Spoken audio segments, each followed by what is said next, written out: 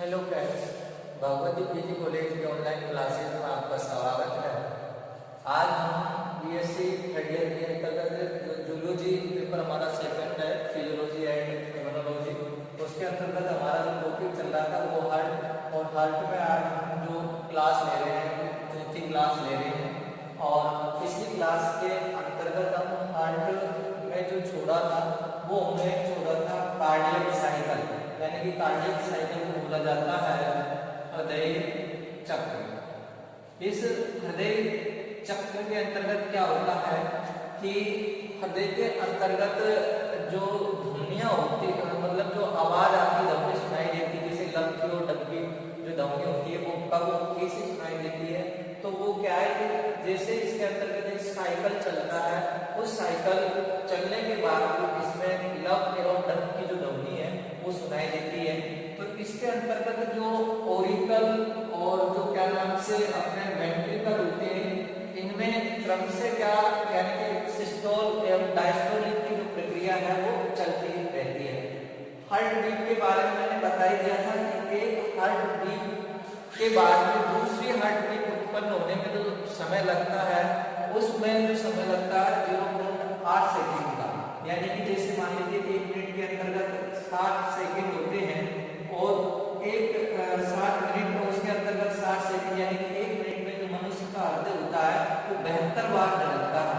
तो पर सेकंड की अगर हम बात पर जो मतलब धड़कन है उसकी अगर बात की जाए तो उसमें 0.8 सेकंड का क्या लगता है, उसमें समय लगता है। और वो समय किस प्रकार से लगता है, जैसे मान लीजिए ओरिकल सिस्टोलिक का जो समय होता है, ओरिकल ये सिस्टोलिक है, इसका समय होता है वो 0.3 सेकंड होता है, 0.3 सेकंड समय होता है। और इसी प्रकार से ओरिकल जो डायस्टोलिक है, यानी कि जब तीन नहीं है इसके अंतर्गत, बस एक ओरिकल सिस्टोलिक के अंतर्गत जो मैंने ये लाइन से दिखा रखा है ये क्या है, सिस्टोलिक है। और ये हृदय के अंतर्गत दो चक्र यानी कि दोनों में मैंने बना रखे हैं। अंदर वाला जो होता है वो तो कहलाता अपना वेंट्रिकल, और जो बाहर वाला है वो क्या कहलाता अपना ओरिकल। तो ध्यान देंगे ये ओरिकल सिस्टोलिक के अंतर्गत देखो पूरा 8 भागों में इसको मैंने बांटा है, उसमें से फर्स्ट सेकंड का समय जो ओरिकल सिस्टोलिक में लगता है, और ओरिकल डायस्टोलिक के अंतर्गत जो शेष बचा है 1, इसके बाद में 1 2 3 4 5 6 7, तो 0.7 सेकंड का जो समय इसके अंतर्गत लगता है। इस प्रकार ओरिकल में सिस्टोल और डायस्टोलिक में टोटल कितना हो गया था, ये 0.8 सेकंड हो गया था।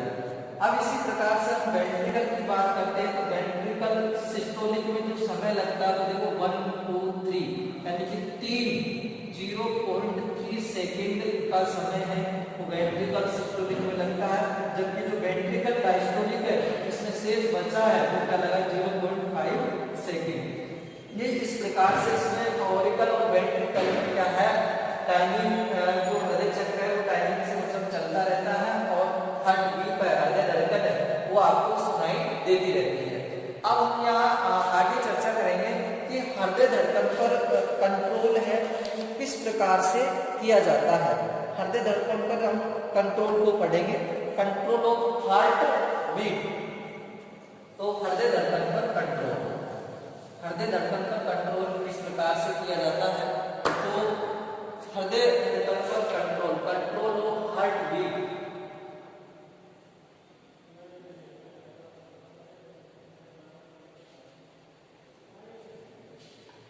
हृदय धड़कन है उसको कैसे कंट्रोल किया जाता है, तो इसके लिए 2 कंट्रोलर यूनिट होती है। एक तो होता है तंत्रिकीय नियंत्रण, तंत्रिकीय नियंत्रण यानी कि कंट्रोल ऑफ नर्व सिस्टम, यानी कि तंत्रिका तंत्र के द्वारा भी हार्ट बीट पर नियंत्रण किया जाता है। और दूसरा इसके अंतर्गत जो होता है वो होता है हार्मोनल नियंत्रण, हार्मोनल नियंत्रण। तो सबसे पहले हम तंत्रिकीय नियंत्रण की जैसे ही बात करते हैं तो हार्ट बीट का जो नियमन है वो कार्डियक सेंटर मस्तिष्क के, यानी कि इसका जो नियंत्रण इसके अंतर्गत किया जाता है तो कार्डियक सेंटर होता है, कार्डियक सेंटर है। इसका तंत्रिकीय तंत्र के अंतर्गत जो कार्डियक सेंटर है, उस कार्डियक सेंटर मस्तिष्क के हार्ट बीट का नियंत्रण कार्डियक सेंटर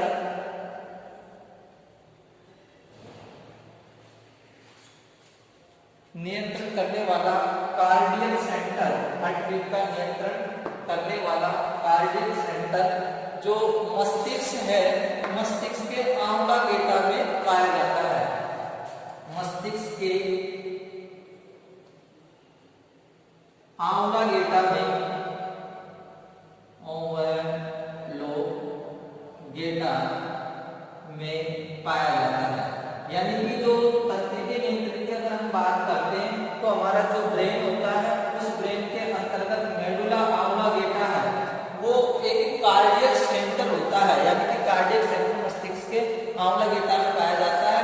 और इस कार्डियक सेंटर से दो प्रकार की नर्व है निकलती है। इस कार्डियक सेंटर से दो प्रकार की क्या निकलती है? तंत्रिकाएं निकलती है। दो प्रकार की तंत्रिकाएं हैं जो इससे निकलती है। तंत्रिकाएं इससे क्या होती है? निकलती है। और वो कौन कौन सी तंत्रिकाएं होती है? फर्स्ट जो नर्व है, उस फर्स्ट का नाम है कार्डियक एसिलेटरी सेंटर, जिसको CAC के नाम से जाना जाता है, यानी कि हृदय त्वरित केंद्र। हृदय त्वरित केंद्र इसको बोला जाता है कार्डियक एसिलेटरी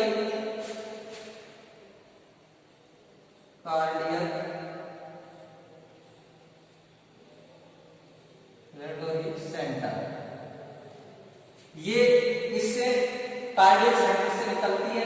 और दूसरी जो है कार्डियक इनवेसिव, जिसको हृदय मंदक केंद्र के नाम से जाना जाता है। जिसको किसके नाम से जाना जाता है? हृदय मंदक केंद्र से, हृदय मंदक केंद्र, जिसको कार्डियक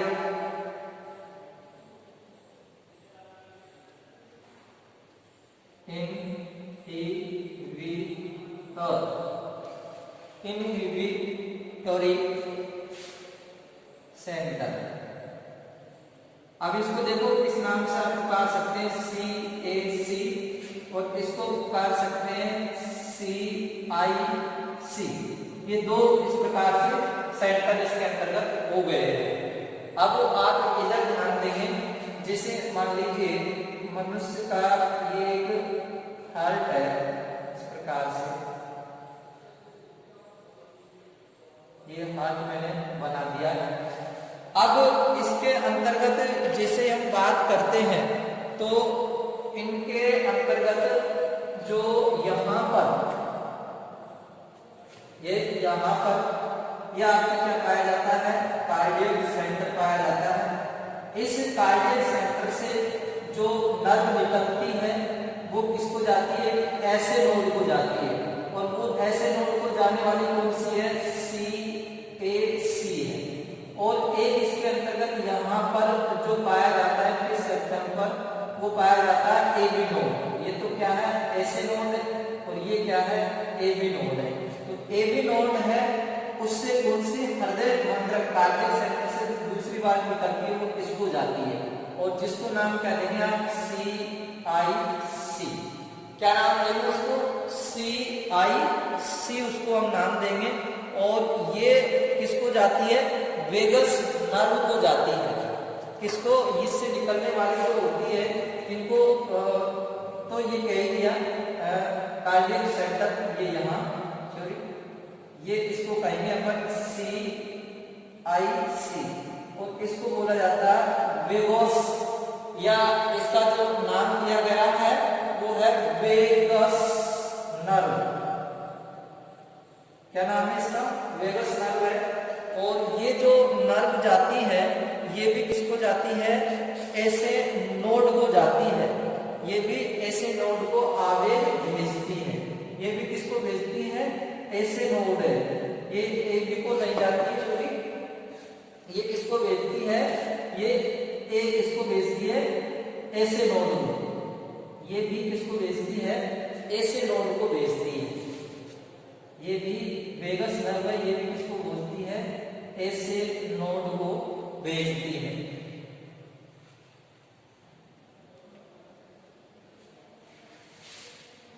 का जो कार्डियल सेंटर है, इसको यहाँ दोबारा से देखेंगे तो इसके अंतर्गत ये कौन सा आपका कार्डियल सेंटर है? तो इनसे कार्डियल सेंटर से दो प्रकार की तंत्रिकाएं हैं जो निकलती है। इसको कार्डियल सेंटर, कार्डियल सेंटर, और इससे जो निकलती है इसमें से एक तो कौन सी निकलती है आपके? सी ए सी। इसको जो कहा जाता है सेंटर को सी ए सी, और किसको बोला जाता है? सी आई सी। तो इनसे जो तंत्रिकाएं निकलती है दोनों किसको जाती है? ऐसे नोड को, और ये ऐसे नोड होता है वो एच बी हार्ट बीट को क्या करता है? बढ़ाने का कार्य करता है। साथ ही अनुकंपी जो तंत्रिका तंत्र होता है उसकी क्रियाविधि को भी बढ़ाता है, और हृदय दर होती है उस दर को भी क्या करता है? बढ़ाने का कार्य करता है। जबकि सीआईएस जो सेंटर से वेगस नर्व निकलती है जो भी क्या करती है?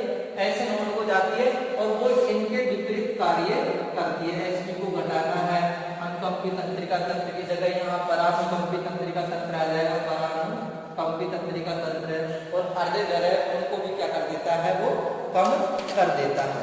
अब आगे की ओर हम जैसे देखते हैं तब आता है इसमें हार्मोनल कंट्रोल।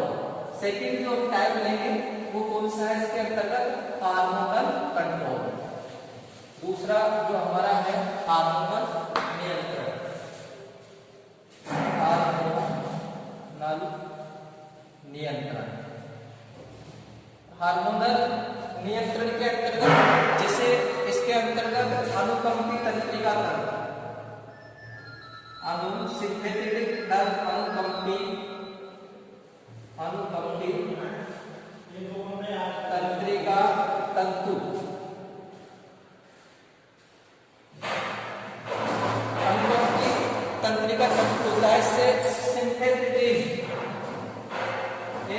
हार्मोन का स्रावन होता है, स्रावन, और वो है सिम्फेटेडिन।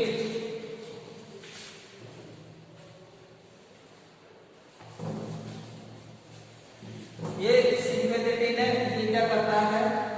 एचबी को बढ़ाने का कार्य करता है। जो सिम्फेटेडिन है ये क्या करता है? एचबी को बढ़ाने का कार्य करता है, सिम्फेटेडिन। और दूसरा जो इसके अंतर्गत होता है वो है परानुकंपी तंत्रिका तंतु, परानुकंपी तंत्रिका तंतु। इससे जो हार्मोन का स्राव होता है उस हार्मोन का नाम है एसिटाइलकोलिन।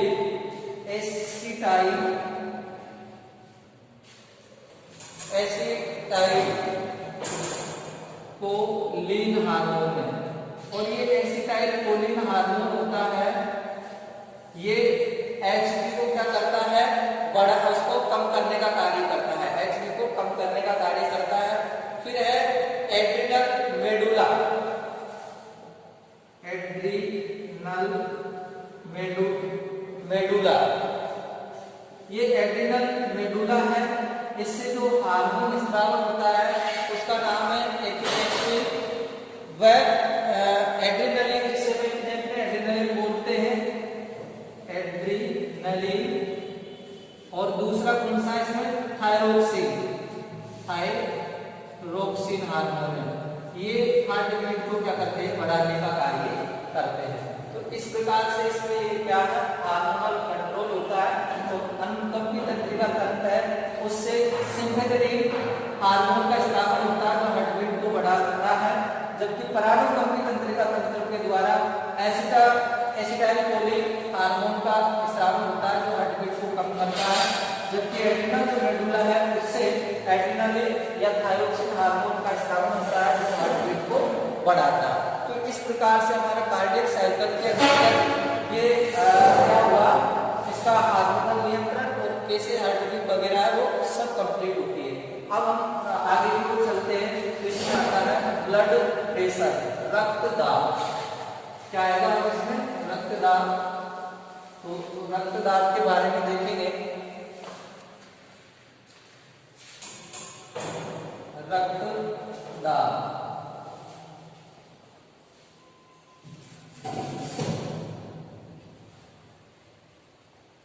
ब्लड प्रेशर, रक्तदाब। तो रक्तदाब आप अच्छी तरीके से जानते हो, रक्तदाब क्या होता है, शरीर में ब्लड के द्वारा रुधिर वाहिनियों पर लगाया गया दाब। शरीर में रक्त द्वारा रुधिर वाहिनियों में लगाया गया दाब होता है। क्या होता है, लगाया गया दाब होता है। और इसको वर्तमान में मतलब बीपी के नाम से भी जाना जाता है। और जो ब्लड प्रेशर है, वर्तमान में बीपी को स्फेग्नोमेनोमीटर से नापते हैं। किसके द्वारा नापते हैं इसको,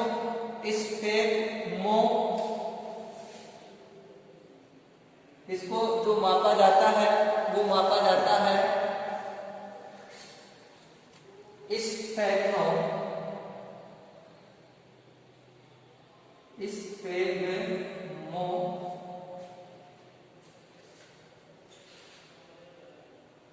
मैनोमीटर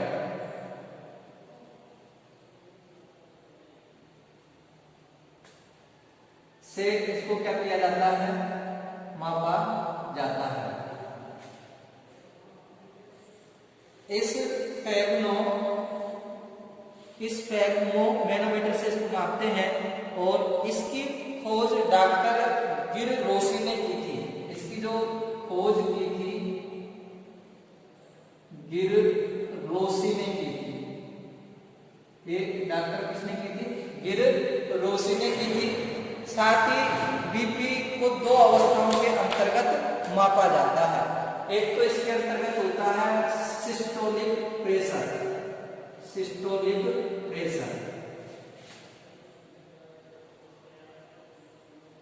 एक तो क्या होता है, इसके अंतर्गत सिस्टोलिक प्रेशर होता है। और इस सिस्टोलिक प्रेशर के अंतर्गत बीपी की ऊपरी सीमा है जो हृदय संकुचन की अवस्था को प्रदर्शित करती है। ये क्या है, बीपी की ऊपरी सीमा। और किसको करती है, हृदय संकुचन को क्या करती है, प्रदर्शित करती है। और इसका मान कितना होता है, 120 mmHg होता है। ये बीपी की ऊपरी सीमा होती है। और हृदय का जो संकुचन होता है उसको ये प्रदर्शित करती है। और इसका मान 120 mmHg होता है। अब उसके बाद में इसमें जो सेकंड आता है वो आता है डायस्टोलिक प्रेशर। जो डायस्टोलिक प्रेशर होता है ये बीपी की क्या होती है, बीपी की निम्न सीमा होती है। और ये हृदय शिथिलन को क्या करती है, प्रदर्शित करती है। और इसका मान होता है वो 80 mmHg होता है। अब तो ये 140 और 90 भी क्या है, नॉर्मल माना जाता है। अब इसके लिए क्या होता है, बीपी के अंतर्गत जो मध्य अंतर होता है, अगर अंतर की हम बात करते हैं तो अंतर आराम से निकाल सकते हो। 120 माइनस 80 तो 40 mmHg। तो सिस्टोलिक और डायस्टोलिक प्रेशर का अंतर भी आपसे पूछ सकता है। तो वो अंतर कितना होता है, 40 mmHg होता है। अब स्फेग्नोमीटर से स्फेग्नोमेनोमीटर से किस प्रकार से क्या है, बीपी को मापा जाता है। स्फेग्नोमेनोमीटर से किस प्रकार से बीपी है उसको मापा जाता है। तो आपने कभी बीपी यंत्र को देखा होगा, उसके अंतर्गत जो मतलब इस प्रकार से उसकी स्ट्रक्चर होती है भाई, इस प्रकार से ये, और इसके अंतर्गत ये इस प्रकार से इसमें रीडिंग होती है। यहाँ पर मतलब नोब को बनाया जाता है। ये एक बॉक्स की तरह खुलता है ये इस प्रकार से।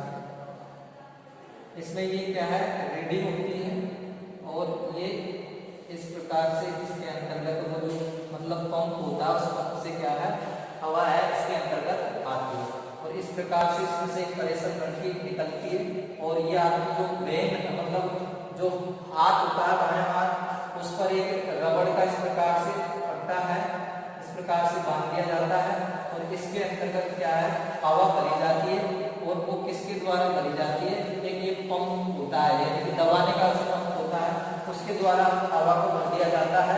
फिर उसके अंतर्गत एक नोब होती है, NOB नोब होती है। इस नोब को मतलब क्या है, घुमा दिया जाता है और फिर इसके बाद में इस पर स्टेथोस्कोप है, इसको लगाया जाता है। स्टेथोस्कोप है, इसको क्या है, इस पर लगाया जाता है और जैसे ही लगाया जाता है इसमें एक ध्वनि सुनाई देती है और वो जैसे ही ध्वनि सुनाई देती है तो उस समय इसमें क्या है, रीडिंग नोट कर ली जाती है। तो वह इस प्रकार से क्या है, ब्लड प्रेशर है उसको क्या है, मापा जाता है। अब आगे अगर हम चर्चा करते हैं तो टाइप ऑफ ब्लड प्रेशर, जैसे अपन बात कर देते हैं इसके अंतर्गत टाइप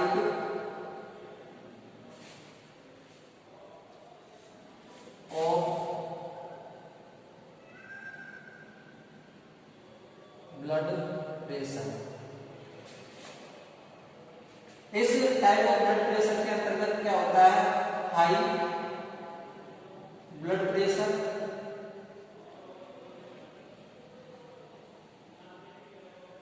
ये हाई जो ब्लड प्रेशर है इसको अपन हाइपर ब्लड प्रेशर के नाम से भी आप लिख सकते हैं इसको, हाइपर। और हाइपर ब्लड प्रेशर के अंतर्गत क्या होता है कि किसी व्यक्ति के शरीर में ब्लड का जो सिस्टोलिक प्रेशर होता है, सिस्टोलिक जो प्रेशर होता है वो 150 mmHg हो जाता है, 150 mmHg हो जाता है और ये अधिक समय तक अगर बना रहता है तो इससे हाइपरटेंशन भी आप कह सकते हैं। साथ ही व्यायाम के दौरान बीपी भी बढ़ जाता है, लेकिन कोई क्या है, नॉर्मल बात होती है, कुछ समय के बाद में क्या वो ठीक हो जाता है, उन्हें सामान्य हो जाता है। और हाइपरटेंशन के निम्न कारण होता है अधिक मानसिक तनाव, अधिक क्या है, मानसिक तनाव इसका कारण होता है। साथ ही एक और कारण क्या होता है, ब्लड प्रेशर की क्या हो जाती है, अधिकता हो जाती है, ब्लड प्रेशर की, ब्लड बीपी की क्या हो जाती है, इसमें अधिकता हो जाती है।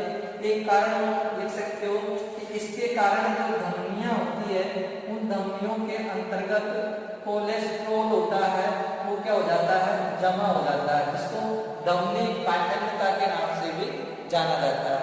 अब दूसरा इसके अंतर्गत हाई के अपोजिट कौन सा आता है, इसमें लो आप कर सकते हैं, low blood pressure, blood pressure, या आप इसको हाइपर हो गया ना तो हाइपो इसको कह सकते हैं, हाइपो कम होता है और इसका जो मान होता है वो 60 से 70 mmHg होता है। इसके अंतर्गत क्या है, जो रुधिर है वो रुधिर शरीर के अंतर्गत सिस्टोलिक अमाउंट 100 से कम होता है तो इसे हम हाइपोटेंशन कहते हैं। और सिस्टोलिक जो प्रेशर होता है यहाँ पर व्यक्ति की मृत्यु भी हो जाती है। इसके कारण होते हैं, एक तो NaCl की कमी होना, इसकी किस कारण होता है, NaCl की कमी के कारण हो जाता है।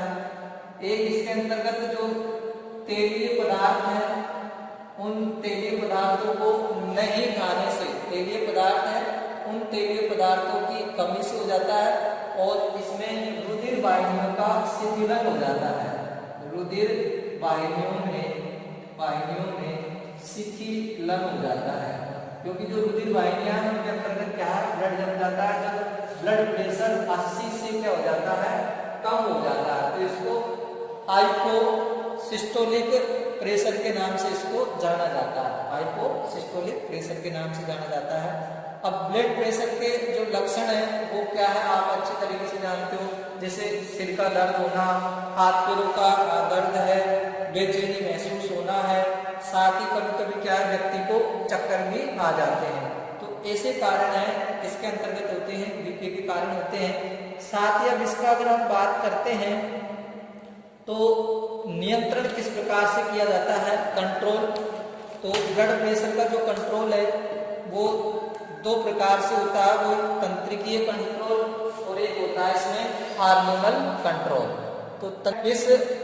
तो कंट्रोल और बीपी को दो प्रकार से नियंत्रण किया जाता है, तो तंत्रिकीय नियंत्रण होता है और एक क्या होता है इसके अंतर्गत हार्मोनल नियंत्रण होता है। तो तंत्रिकीय नियंत्रण की अगर हम बात करते हैं तो मस्तिष्क के अंतर्गत जो आंवला गेटा पर एक सेंटर पाया जाता है जिसको वेसोमोटर सेंटर के नाम से जाना जाता है। इससे दो प्रकार की मतलब नर्व होती है वो निकलती है, एक तो होती है वेसोडिलेटर। ये वेसोडिलेटर का क्या कार्य होता है कि जो रुधिर वाहिनियां होती है उन रुधिर वाहिनियों की चारों तरफ परानुकंपी तंत्रिका तंत्र का क्या होता है, जाल होता है। यानी कि अपन बात कब कर रहे हैं, जब बीपी अगर बढ़ रहा हो उस स्थिति के अंतर्गत हम बता रहे हैं आपको कि परानुकंपी तंत्रिका तंत्र का जो जाल होता है, जब परानुकंपी तंत्रिका तंत्र का जाल होता है तो बीपी बढ़ने की सूचना किसको दी जाती है, वेसोडिलेटर को दी जाती है। तो वेसोडिलेटर को जैसे ही दी जाती है तो ये सूचनाएं इसको देती है परानुकंपी तंत्रिका तंत्र को, और परानुकंपी तंत्रिका तंत्र को जैसे ही दी जाती है तो रुधिर जो वाहिनियां उनका क्या करती है, ये शिथिलन करती है, जिसके फलस्वरूप बीपी कम हो जाता है। लेकिन जब वेसोकॉन्स्ट्रिक्शन के अंतर्गत यानी कि ये सूचनाएं जैसे ही दी जाती है तो ये फिर क्या करती है, यानी कि बीपी की यानी कि कम होने की जैसे ही सूचना, इसकी कम होने की सूचना किसको दी जाती है, वेसोकॉन्स्ट्रिक्टर को दी जाती है। तो परानुकंपी जाल को सूचनाएं जाती है, जिसके फलस्वरूप ये परानुकंपी तंत्रिकाओं का जो जाल होता है इस रुधिर वाहिनियों को क्या करता है, संकुचित करता है, और संकुचित करने से बीपी है यानी कि जो ब्लड प्रेशर है वो बढ़ जाता है। कहने का मतलब यहाँ पर जो ब्लड प्रेशर अधिक है तो वो सूचनाएं जाती है तो रुधिर वाहिनियां वो क्या करती है, शिथिलन करती है यानी कि फैला देती है, और जैसे ही फैलाएगी यानी कि ये यहाँ पर बनती है तो शिथिलन फैलाएगी तो मतलब चौड़ी जैसे हो जाएगी तो क्या बीपी कंट्रोल हो जाएगा।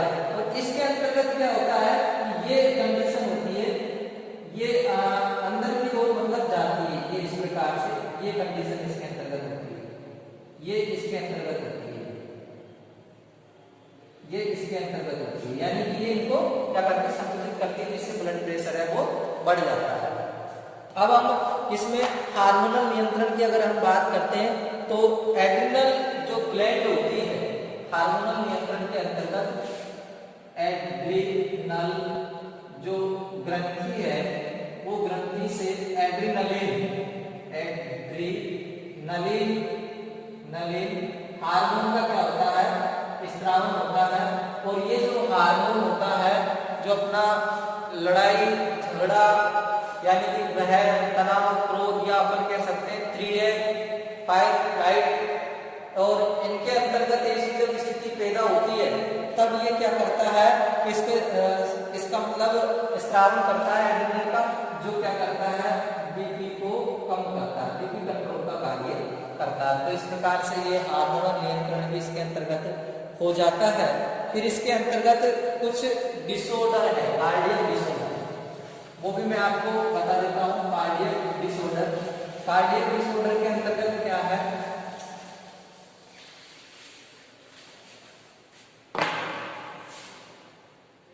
कार्डियक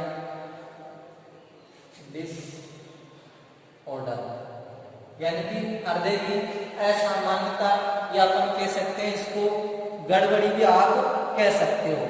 तो इसमें है एक तो एंजीना, ये 3 प्रकार की क्या है इसके अंतर्गत, एंजीना पेक्टोरिस, एक है मायोकार्डियल इंफेक्शन और एक होता है पेरिकार्डियल डेलिस। तो एंजाइना पेक्टोरिस है, इसके अंतर्गत क्या होता है कि हृदय में जो यानी कि हृदय है, हार्ट है, उस हार्ट से पूरे शरीर के अंतर्गत रुधिर पहुंचाने का कार्य किया जाता है, लेकिन कभी कभी जो कोरोनरी आर्टरी में को रुधिर पहुंचाती है, और ये क्या है कि लंबे समय से मतलब ऐसा कार्य करती रहती है कोरोनरी आर्टरी। कोरोनरी आर्टरी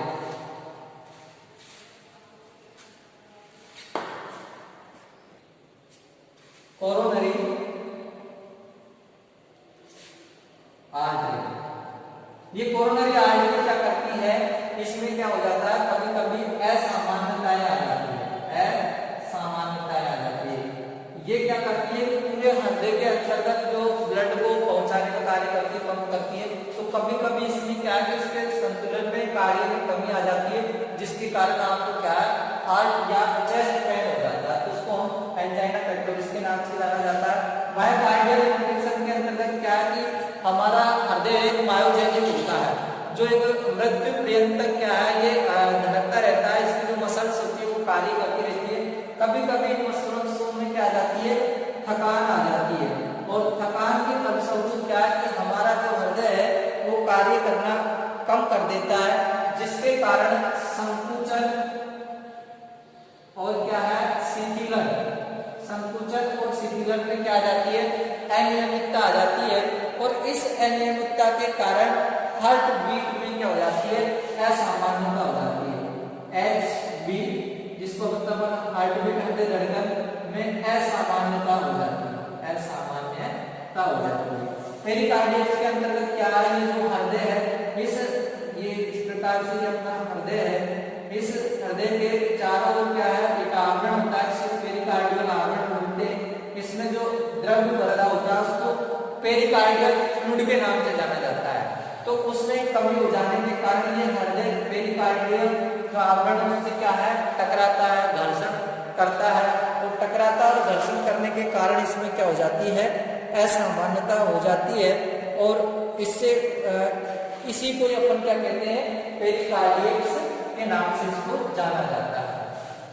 और इसके बाद फिर हमारा क्या होता है, हार्ट ट्रांसप्लांट है। तो हार्ट ट्रांसप्लांट के अंतर्गत क्या होता है, व्यक्ति में कार्य करने की जैसे ही क्षमता कम हो जाती है, तो हृदय है उस हृदय हमारा कार्य करना बंद कर देता है। ऐसी स्थिति के अंतर्गत एक हृदय का ट्रांसप्लांट किया जाता है, यानी कि दूसरे अन्य व्यक्ति का हृदय है वो स्थापित किया जाता है, उसको हृदय ट्रांसप्लांट के नाम से जाना जाता है, जिसके अंतर्गत ब्लड ग्रुप है और उसके टिश्यू है, इन सब का क्या मिलान किया जाता है। ऐसी स्थिति के अंतर्गत ही हमारा क्या हृदय का स्थानांतरण हो पाता है। तो इस प्रकार से हमारे जो 4 वीडियो के अंतर्गत जो हृदय है वो हमारा कंप्लीट हुआ। अब नेक्स्ट के अंतर्गत जो ब्लड सर्कुलेटरी सिस्टम है उसमें अब वेसल और क्या बच रहा है, लिम्फोटिक सर्कुलेटरी सिस्टम। तो नेक्स्ट क्लास में पढ़ेंगे।